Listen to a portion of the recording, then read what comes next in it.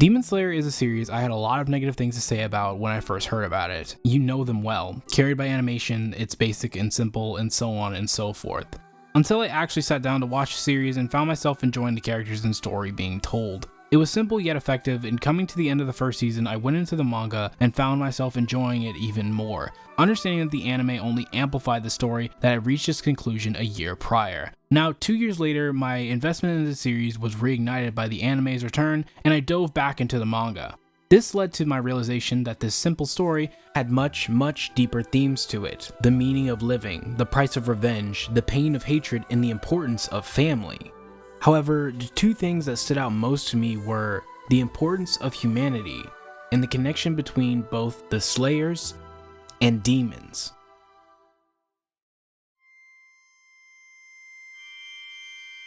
The Demon Slayer Corps fight to kill all demons to protect humanity and spare others of the pain of losing loved ones as they have, though for some it's more than that. For some it is their only way to avenge those they have lost. Shinobu, Guillaume, Tanjiro, and many others fight for this very reason despite raising their blades against beings of strength that easily transcend humanity's best on a good day. The motivation as to why Slayers fight is what makes their characters so intriguing from their introduction, while also building their parallel to demons. Slayers have full knowledge as to why they became Slayers and killed demons. Then there are demons who have almost no memory as to why they became what they are, only personalities that inform their words and expressions. Another contrast occurs between their leaders, as demons live in fear of Muzan, knowing that they can be disposed of at any moment, while Slayers respect and protect Ubuyashiki. The relationship each group has with their respective leader contextualizes their motivation for following said leader, especially when you talk about the Hashira and the 12 Kizuki, who carry this parallel between the two factions throughout the story. The 12 Kizuki are the most powerful demons in the series, but they typically fight in isolation, paralleling the team-based fighting style of the Hashira, despite their status as being the strongest of the Demon Slayer Corps. Demons' isolation in combat lends to their supernatural and inhumane status, as they are shown to fight multiple Hashira-level Slayers in the series alone. Furthermore, the techniques they deploy have a physical presence on the battlefield, while the flames, lightning, and water effects drawn for the Slayers are purely aesthetic. This distinction between the imaginary and real pushes the true difference between the nightmarish, inhumane beasts that are demons in comparison to the more grounded, realistic approaches Slayers have to combat as humans. Another point of comparison are the Slayers having their sense of normalcy being stolen away alongside a bit of their humanity by demons, and demons having their lives ruined by humans, leading to their drastic decision to abandon humanity. All across the board, Slayers have lost something because of demons. Guillaume lost the children he watched over, Shinobu lost her sister, Muchito lost his brother, and many other examples. All of these experiences with demons led to various different unnatural behaviors, mannerisms, or mental conditions for these characters. Sanemi's mistreatment of his brother to protect him, Shinobu's reluctance to express her true emotions outwardly, Muchito's apathy and memory loss, Gyu's lack of sympathy and constant downplay of his own ability, Obanai's unforgiving nature, especially towards his comrades. Each of them showed these traits that would be considered abnormal or inhumane, displaying them as people who have become somewhat inhumane in their own right. In a sense, they distance themselves from humanity because the demons push them that far, but that is not the case as the story develops. Slowly they begin to show their more human side, their faults, regrets, and reasoning behind their behaviors and mannerisms. They are deeply scarred individuals who have no choice but to live in service of their respective justices and outlooks that defy normalcy. They never let their past overcome them and take away what makes them human. They are people who have suffered at the hands of demons, a steep contrast to their adversaries who have suffered at the hands of humans. The Kizuki abandon their humanity because it brought them nothing but pain and anguish. Their lives are used to push a dichotomy between them and the Hashira. Gyutaro and Daki's mistreatment, Gyoko's ostracization, Hantengu's guilt, Akaza's murdered family, Doma's indifference, and Kokoshibo's jealousy.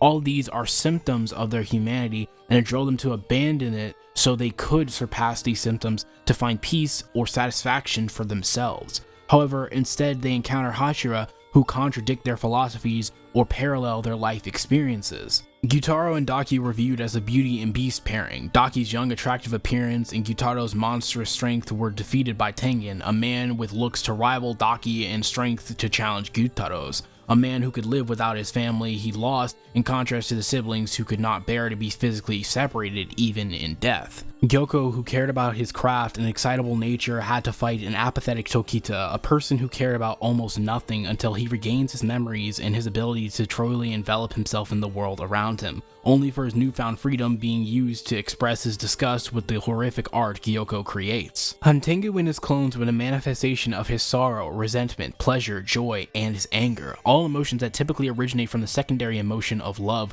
which Mitsuru represents through her personality and fighting style. When Hantengu's clones combine into Zuhakuten, the embodiment of Hantengu's hatred, he and Mitsuru truly contrast each other, as love and hatred are the exact opposites of one another. Akaza and Rengoku were characters who were strong from an early age and stained by tragedy. One of them chose to protect and foster the weak into stronger warriors, the other resorted to destruction and an outlook that the weak could never grow stronger. Giyu and Tanjiro were the exception to Akaza's belief, as they were once weak but grew strong enough to challenge him. Doma was poisoned by his mirror in Shinobu, who, like him, mastered true emotions behind an innocent smile, though it is Kanao, Doma's direct foil, that ends up slaying him, as they both seemed incapable of expressing genuine human emotion during a good majority of their lives. Finally, Kokoshibo perished at the hands of the legacy he thought would never surpass himself and his generation of slayers. Gyome, Sanemi, Genya, and Mushiro were all abnormal slayers in their own right compared to Kokoshibo's generation.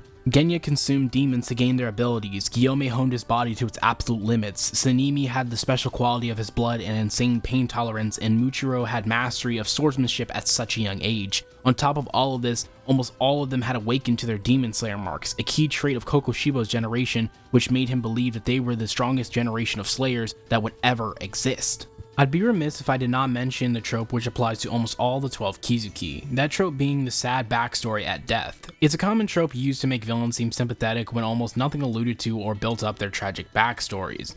Applications of this trope tend to come about because an author was lazy, forgot to build it up, or try to supplement it for a significant lack of character development. These three options were my initial thought process when reading for the first time, but in analyzing the story, it can be more untrue and actually adds to the importance of humanity within Demon Slayer. These backstories are not made to redeem any of the Kizuki because all of them chose this. There's also multiple instances of the Kizuki accepting their fate for what they've done after regaining their memories. Their suffering at the hands of humans, or because they were humans, are what pushed them so far as to become demons. The same way many humans were pushed so far by demons to become demon slayers. They fought against slayers who paralleled their struggles during their human life and challenged or surpassed their beliefs and ideologies. Their humanity connects them to their respective slayers and reinforces the idea that their humanity is still relevant to their characters, with their demon arts and appearances doubling down on this idea. Daki's hair returns to its original color, Gyutaro's size are still his main form of killing, Gyoko's demon arts reference the fishing village he comes from, Hantengu's clones were the embodiment of his emotions that he constantly used to dodge punishment, Akaza's technique development pattern and hair color references the woman he fell in love with, Doma's kind smile and desire to save people stem from his station as a prophet in life, Kokoshibo maintains his appearance and some semblance of honor as a samurai, admires the capabilities of his enemies, and cares enough to offer his descendant a future as a demon. Their personality, weaponry, and appearance all reflected the life they once lived and returned to at their end. Each of their stories have a sense of tragedy, and all of them reach for something greater because they were not satisfied with how their lives went. Their memories gave them their humanity in their final moments. However, even with all of this in mind, I think the most human demon of them all is Muzan Kibutsuji. Muzan was stricken with illness multiple times during his human life and would eventually become too ill to treat, which is when he was turned into a demon by a physician who tended to him. Due to his numerable encounters with death, he grew a fear of death itself, and this is what informs his character. His constant search for the blue spider lily, his creation of the 12 Kizuki, and his desire to control Tanjiro. He never wanted to die because of his experiences in life. A life with death looming over him. It is for this reason Muzan is possibly the most human demon of them all, while simultaneously being the most demon of all demons. He tries to separate himself from everything human or demonic, comparing himself to a natural disaster and calling demon slayers who seek revenge against him abnormal when he himself is abnormal. He's the strongest demon who cannot die unless touched by sunlight, a constant reminder of his mortality, a constant reminder of his life as a human. He's a demon that possesses the most human fear, the fear of dying. The parallels of demons and slayers lie deep within their contrasts and comparisons. Their lives informed and built these connections that were born from the human lives of slayers and demons. Many demons coming to the resolution of their characters just like the slayers that opposed them. It shows that at its heart, Demon Slayer embodies its name, Demon and Slayer. The importance of humanity in Demon Slayer is that as much as the characters stray from it because of their suffering, growth, or transformation, they will inevitably return to it. They can see what was left behind and they can realize the error of their ways. It's bittersweet that this epiphany frequently comes at the death of a character, but I think that is the true return of all these characters. Because death is human. And I think that is truly beautiful.